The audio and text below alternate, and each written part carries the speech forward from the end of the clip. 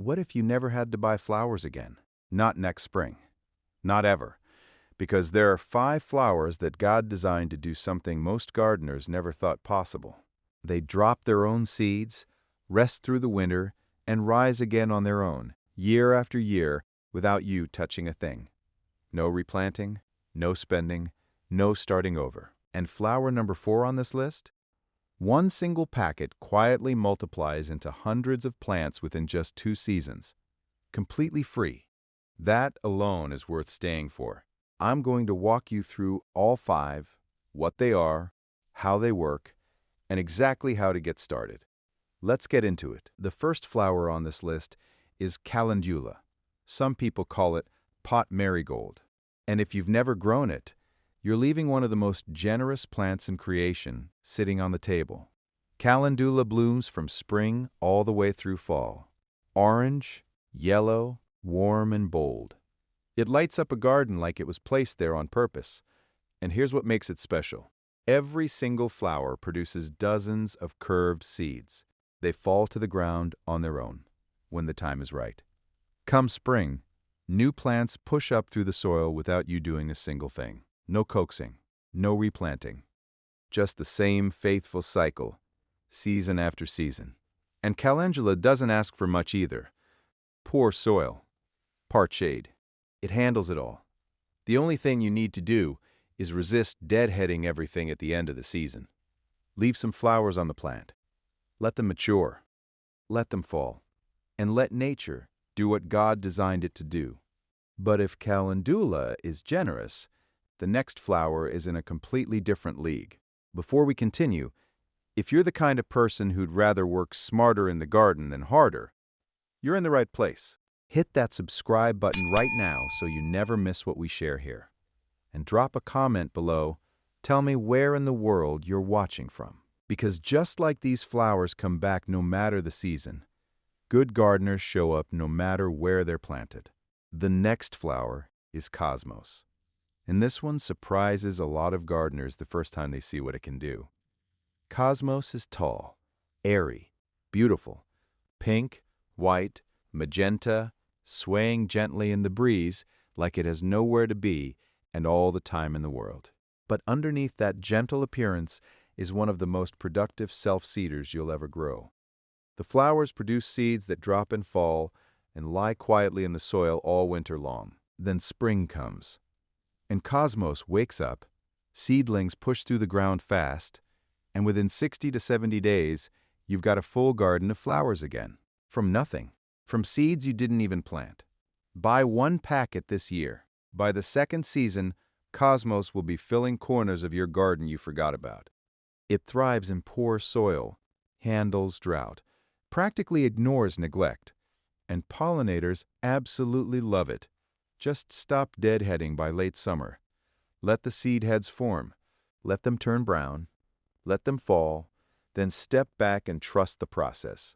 Because what happens next, spring will remind you that creation doesn't need much help. It just needs to be left alone to do what it was designed to do. Now, if you think Cosmos is impressive, the next flower on this list is the one that stops people cold the first time they hear the numbers. Remember that flower number 4 I mentioned at the start? We're almost there. But first, this one, sweet alyssum. And the numbers on this plant are almost hard to believe. One single plant produces hundreds of flowers. Every flower produces multiple seeds. Do that math, and you're looking at thousands of seeds per plant. Thousands, scattered across your garden beds every single fall. By the second season, alyssum forms a low, soft carpet of white, pink, and purple that fills every gap between your other plants. Completely free, completely on its own. It grows just 4 to 6 inches tall, but it spreads wide and fills space beautifully. And it doesn't stop there. Alyssum releases a sweet honey fragrance on warm evenings that stops you in your tracks. It attracts beneficial insects that quietly protect your garden from pests, and it works in pots just as well as it works in the ground. Cold zones, small spaces, poor soil. Alyssum handles all of it without complaining. The only thing you need to remember is this. Don't shear it back at the end of the season. Let the seed pods split open on their own. Let those thousands of seeds scatter where they will, and come spring, your garden floor will be covered in tiny seedlings you didn't lift a finger to plant. That's not luck. That's the way creation was designed to work. Now, flower number 4. This is the one I told you about at the very beginning, and it lives up to everything I promised. Nigella, also called love in a mist. And once you see it growing in a garden, you'll understand exactly why. The flowers are unlike anything else you've ever grown. Delicate, lacy, surrounded by fine feathery foliage that wraps around each bloom like a soft cloud. Blue, pink, white, purple. It looks like something that belongs in a painting. But here's what makes Nigella the most talked about flower on this entire list. After the flowers fade, the plant produces the most beautiful inflated seed pods you've ever seen. Papery, decorative, almost architectural. And inside every single one of those pods, dozens of seeds, ready to fall, ready to rest, ready to rise again next spring. One packet of Nigella seeds planted this season quietly multiplies across your entire garden within 2 years, filling beds, filling borders, appearing in places you never even planted. All for free, and it works in pots, works in cold zones, grows in average soil with almost no attention. The flowers cut beautifully for indoor arrangements. The seed pods dry perfectly for decoration. This plant gives you something at every single stage of its life. And when those pods finally split open in late summer, thousands of seeds scatter across the ground like a quiet act of generosity, like the earth giving back more than you put in. That's always been the promise of a faithful garden.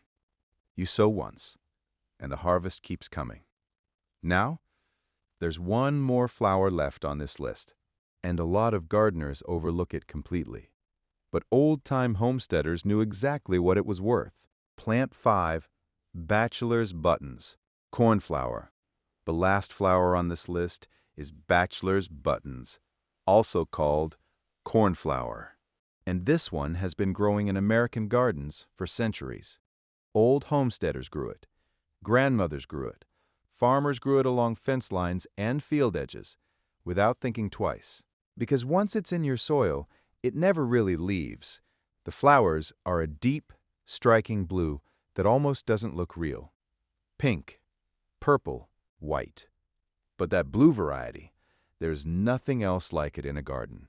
Tall stems, perfect for cutting. They last beautifully in a vase on the kitchen table.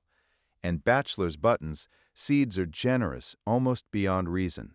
Each flower produces a round, papery seed head packed with seeds. Let those heads dry out on the plant. Let them drop naturally. And come spring, volunteers push up through the soil in clusters, reliably, without fail. In mild climates, they self-sow in fall and bloom by early spring. In cold zones, they overwinter in the soil and rise when the ground is ready. Zone 3, Zone 4, Zone 5, bachelor's buttons handles them all. And in pots? Absolutely. A deep container in full sun, and this plant is completely at home. The butterflies, the bees find it. The goldfinches come for the seeds in late summer.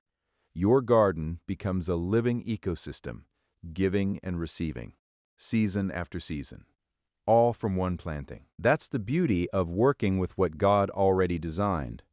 You stop fighting the garden, and you start partnering with it. So there they are, 5 flowers that come back every year on their own. Calendula, Cosmos, Sweet Alyssum, Nigella, bachelor's buttons. Plant them once this season. Leave some seed heads standing at the end of the year. And let the earth do what it was always meant to do. You'll walk out next spring to a garden you barely touched, full of color, full of life, full of flowers you didn't pay for. That's not just smart gardening.